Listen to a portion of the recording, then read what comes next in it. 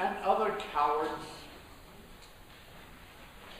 Sometimes when I'm deep in the slough of despond, in the depths of my soul, the thought crosses my mind that none of us ever really gets out of high school, or even junior high.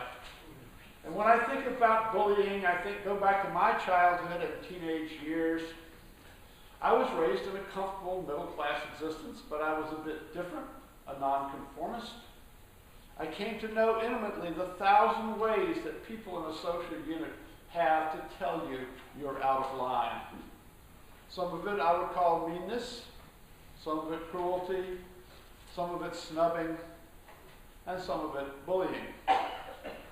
In talking to some of you, I realized that there are behaviors going on right now in our schools in Chatham and elsewhere on the Cape that make some students afraid to go back, not want to go. This is of concern to me, and is especially to you parents and grandparents. The schools have not always responded effectively to these behaviors for a variety of reasons. Bureaucratic inertia may be part of the reason, but there are also policy issues, which I hope to explore this morning. Bullying is a hot topic.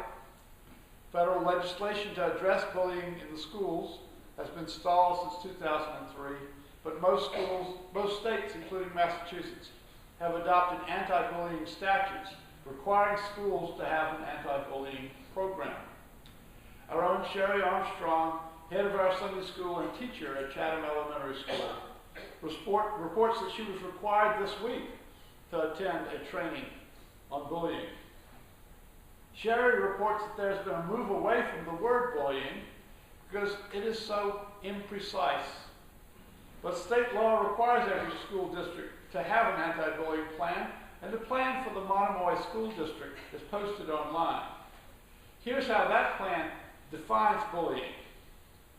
The repeated use by one or more students or by a member of school staff of a written or electronic expression or act which, 1, causes emotional or physical harm to the victim or victim's property, 2, places the victim in reasonable fear of harm to himself or damage to his property. These are 5 things connected by or, so it can be any one of these 5. So the first thing is the expression, the communication, causes emotional or physical harm. 2, places the victim in reasonable fear of harm to himself or damage to his property. 3, creates a hostile environment at school for the victim, infringes on the rights of the victim at school, or 5, materially or substantially disrupts the education process or the orderly operation of a school. For the purpose of this section, bullying shall include cyberbullying. And then it goes on to define cyberbullying as using electronic means to conduct the bullying. Notice that this is a pretty broad definition and turns on emotional and physical harm. But it also includes the broader and vaguer concepts of hostile environment and violation of rights. The Monomoy plan has a date of April 2013 on it. If the schools are now, a year and a half later, moving away from this definition, it might be because it is so broad as to have proven unworkable in practice. It is a good goal to try to stop bullying. It is especially important in suicide prevention and in helping LGBTQ youth to have a healthy school experience. But the devil is in the details. What Sherry learned in her training this week was that in order for the school to take action on a complaint, the conduct complained of must meet certain criteria. It must be repetitive, not a single incident. It must arise from a power relationship, whether the power imbalance arises from age or sex or physical size, and it must have an impact on the victim. In order for a system of rules to be workable, the definition of what is permitted and what is prohibited have to be clear enough that persons of ordinary intelligence can understand what they're supposed to do. When the rules are vague and broad, they don't give this notice, and they become unworkable in practice. The word bullying in the popular mind has been used to cover such a wide variety of behavior. Take the Tyler Clementi case from 2010 as an example. Tyler Clementi was a gay freshman at Rutgers who had a roommate named Darun Ravi. Clementi had asked Ravi if he could leave Clementi the room to himself for 2 evenings, and on the first of these, Ravi, without Clementi's knowledge or consent, left a webcam on atop his computer and monitored it from a room down the hall, the residence of a student named Molly Way. They observed Clementi with his male guest kissing. Ravi then told all his friends and Twitter followers to tune in to a second evening 2 days later to watch more gay romance. Though by the second evening, Clementi had discovered the intrusion and disconnected the webcam. Clementi filed a formal complaint to the resident assistant in the dorm about the spying, requesting to be assigned a different roommate, and then he committed suicide by jumping off the George Washington Bridge. Ravi and Molly Way were indicted not for manslaughter or for anything causing Clementi's death, but for invasion of privacy. Molly cut a deal to turn state's evidence, and Ravi was convicted on several counts, but only got a 30-day sentence. The case is widely discussed as cyberbullying, but the motivations of the actors and the means they used are quite different from classical bullying. I want to walk us back into my own understanding of bullying over my lifetime, and then come back to the Clementi case. When I was in about 3rd grade, I was in a carpool with my younger sister and a neighborhood boy named Charlie. My younger sister complained to my mother that Charlie was always picking on her, so my mother gave me a little speech on chivalry, explaining that as a boy and as an older brother, I was supposed to stick up for my little sister. The next day I did just that, and Charlie beat the tar out of me. I went back to my mother and said, I know I have to defend Courtney, but can't I just try being nice to him first? I only know that story because my mother used to retell it over the years. I don't remember whether the tactic of being nice worked with this particular bully. One thing my mother also told me about Charlie, bullies are usually cowards. They are aggressive towards people they think they can dominate because they are afraid of something else. You can sometimes call a bully's bluff. You can expose the little man behind the curtain, as Toto did in The Wizard of Oz.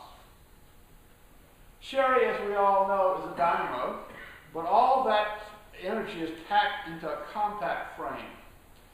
She related to me that when she was in grade school, a neighborhood boy used to always shake her down for her lunch money. The boy was 2 years younger than Sherry, but considerably larger. Would this have been bullying under the new standards?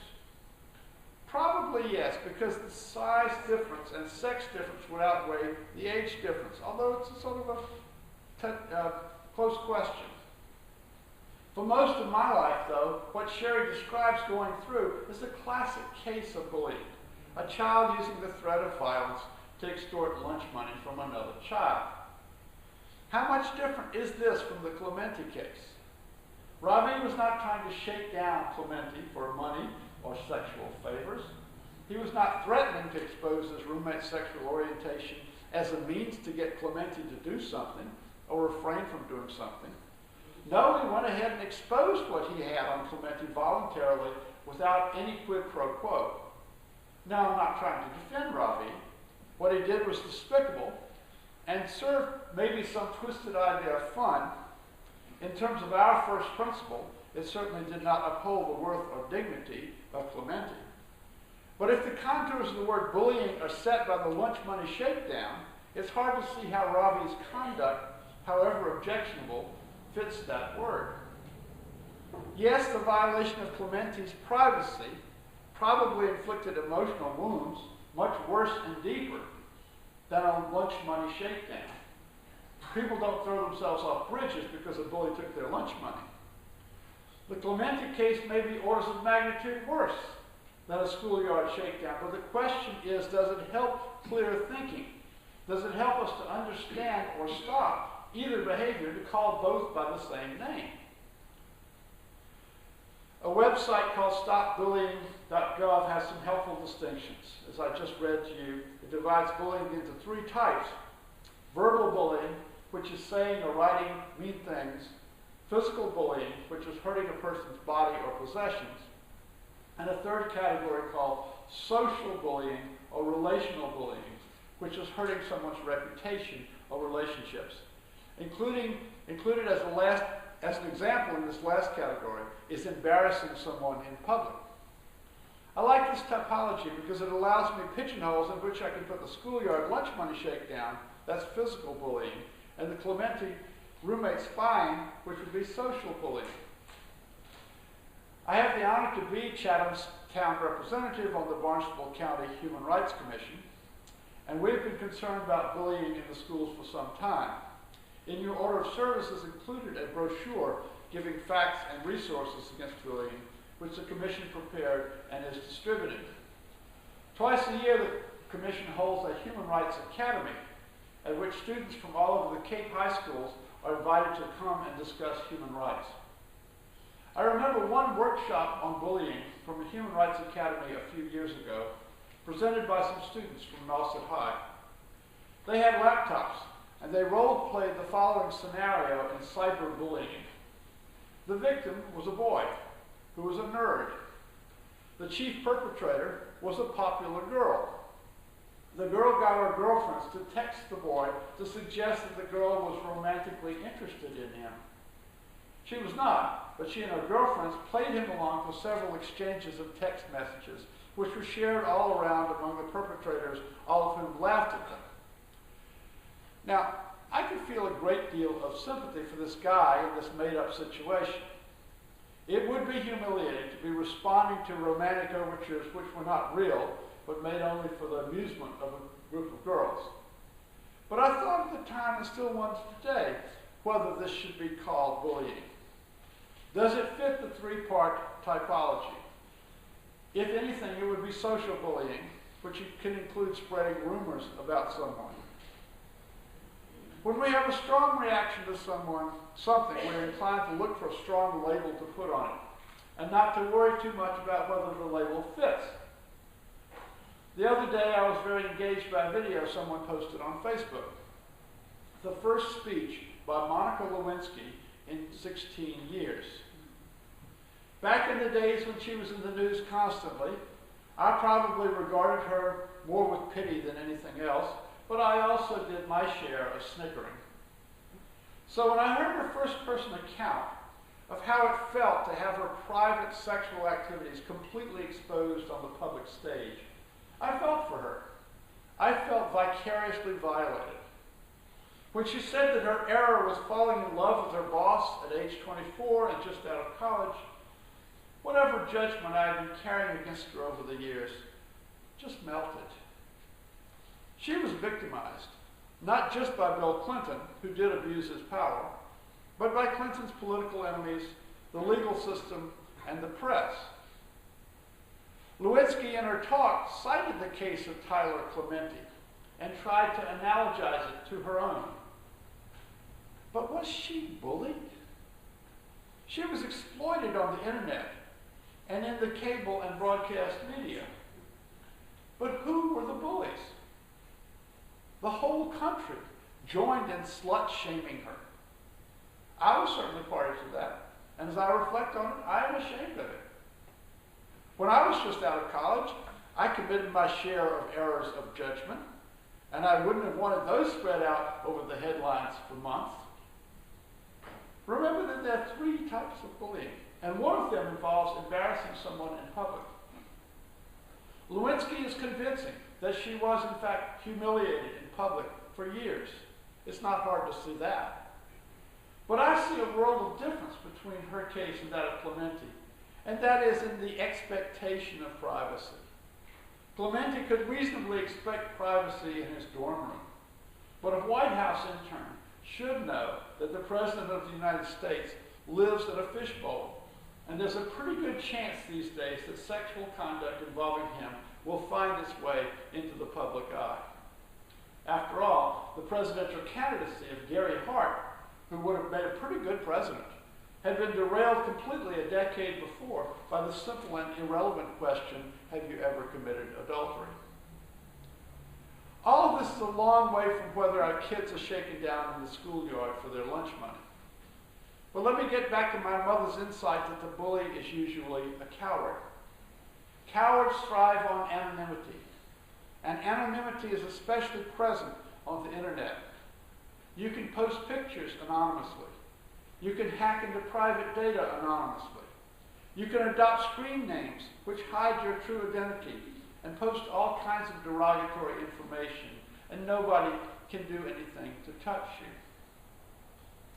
Social networks, smartphones, Twitter, text messaging, a wonderful means of enhancing messaging, a wonderful means of enhancing communications and making it convenient.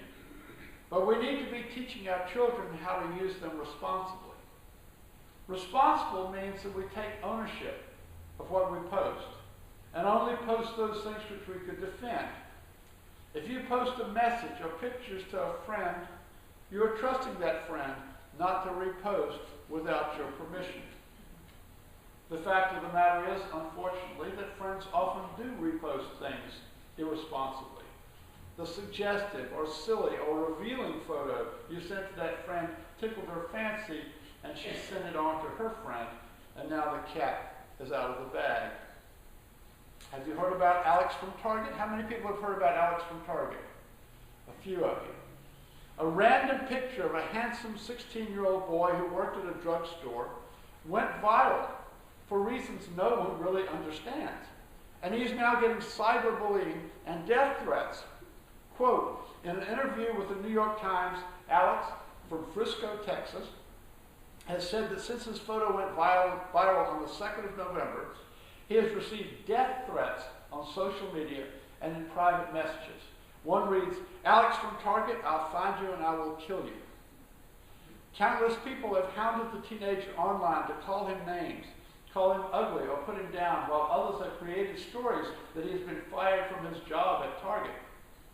Alex's father, Eric Fuchs, told the newspaper that his family's personal data, such as their social security numbers, bank accounts, and phone records, have been leaked online as part of the abuse directed at their son, unquote.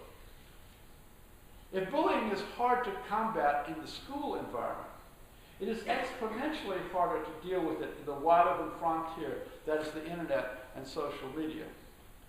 I don't have a solution for the Alexes of the world, except to say that as a UU, my heart goes out to them as their essential worth and dignity comes under attack when they have done nothing to deserve that attack. At any rate, we must stop here, and as usual, I have left you with a lot more questions than answers. What should be clear is that there are problems out there. Real kids and real grown-ups are being injured, intimidated, and threatened in a variety of ways. The schools, however, appear to be moving away from the word bullying, perhaps because it has come to include so much offensive conduct that administering rules becomes unworkable. As UUs, we are committed to seeking justice. And justice means a system where everyone understands what conduct is permitted and what is prohibited. The rules on bullying are a work in progress. Amen.